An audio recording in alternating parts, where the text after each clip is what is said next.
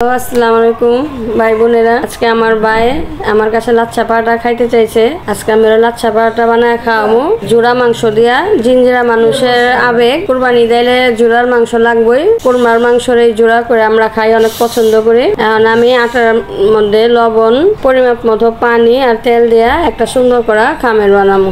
আধা ঘন্টার লেগে আমি এক সাইডে রেখা দিই। আধা ঘন্টা পরে আমি এটিরে ছোট ছোট করা লিচি কাইটা লমু। তারপর সুন্দর কইরা যতটা পারুম পাতলা করা রুটিটারে বেলা লমু, যতটা সম্ভব পাতলা কইরা বেলা লমু। তারপর চিকন চিকন কইরা কাইটা লমু। তারপরে হাতের সাহায্যে যতটা পারুম লম্বা কইরা রুটিটারে গোল কইরা লমু।